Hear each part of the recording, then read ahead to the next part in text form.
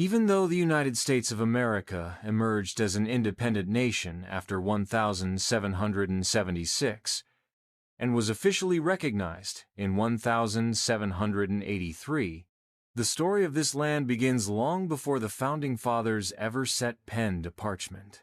Thousands of years ago, the first people set foot on the American continent. How they arrived remains uncertain.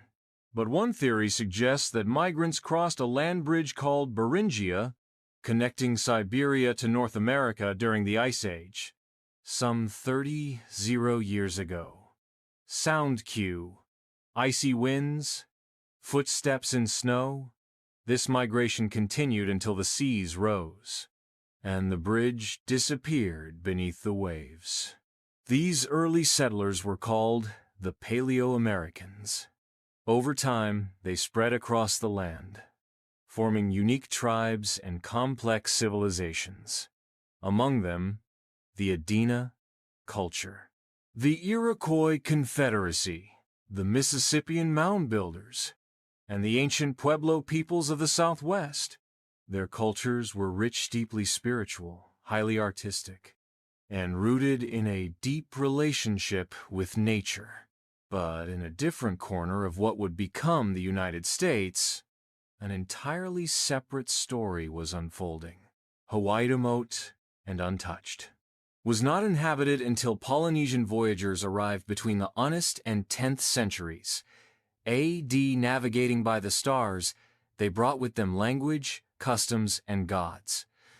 Thus began the native history of Hawaii. Then came 1492. A Spanish expedition, led by an Italian named Christopher Columbus, sailed west in search of new trade routes, and instead stumbled upon what Europeans would call the New World. From that moment on, history accelerated. Spain quickly established its empire, using islands like Cuba, Hispaniola, and Puerto Rico as launching points. France followed, colonizing parts of eastern North America. Portugal took Brazil, and the English, they set their sights on the Atlantic coast. In 1607, the first permanent English colony, Jamestown, was planted in Virginia. More settlers followed, drawn by opportunity, land, and the promise of a new life. By the 17th century, 13 colonies had taken root, each with its own government, its own people, and its own identity. Governors ruled in the name of the crown, but elected legislatures gave voice to the colonists. The colonies grew fast. Fertile land, low death rates, and a flood of immigrants made sure of that. To feed the booming tobacco and rice industries, the colonies began importing enslaved Africans. By the 1770s, nearly 20% of the colonial population were African slaves. For decades, colonists accepted British rule, so long as the empire offered protection from rivals like France and Spain. But when the French and Indian War ended in 1763, things changed. Britain was broke, and the colonies were asked to pay. SFX, quill writing, paper crumpling.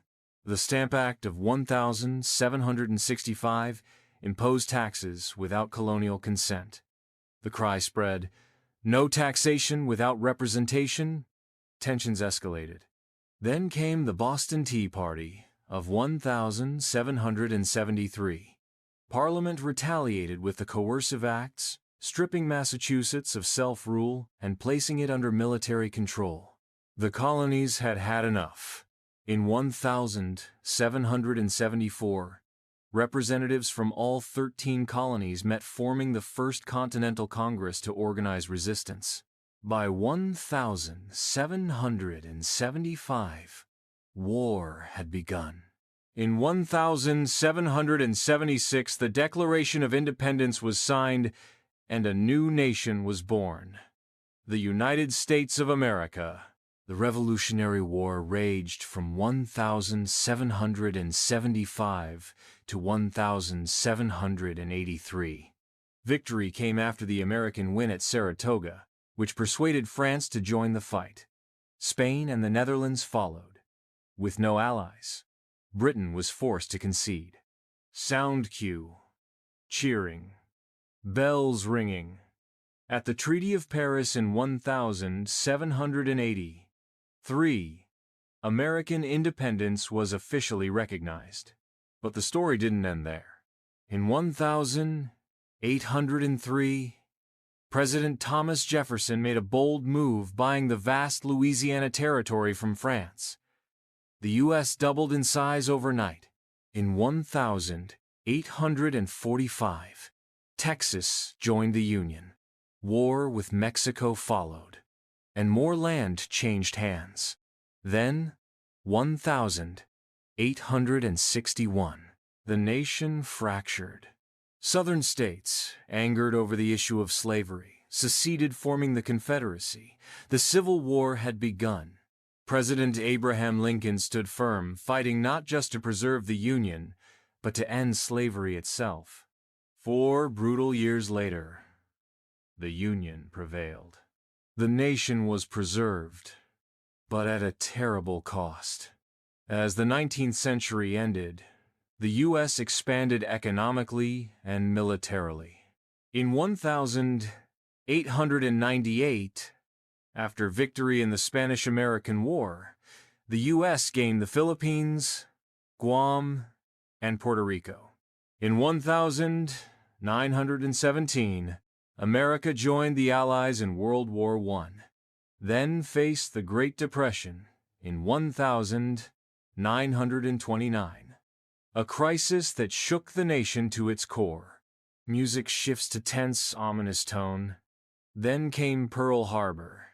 December 7th, 1941. The U.S. entered World War II, fighting across Europe, the Pacific, and supplying crucial support to its allies.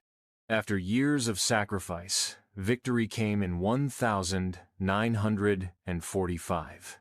Germany surrendered in May, and Japan in September after the bombs were dropped on Hiroshima and Nagasaki. The war ended, but a new one began. Cold, distant music, Cold War tone.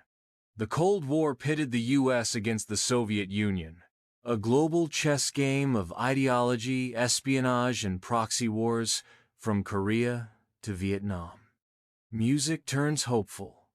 In the 1960s, civil rights activists fought for justice at home, securing voting rights, equality, and dignity for millions of African Americans.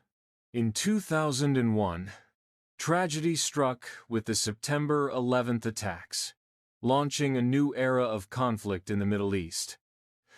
The following decades saw war, recession, recovery, and innovation. Today, the United States remains a global power, a nation shaped by waves of migration, revolution, war, and resilience. Its story is far from over. This is not just the story of a country, it is the story of people, of struggle, of triumph, of history in motion.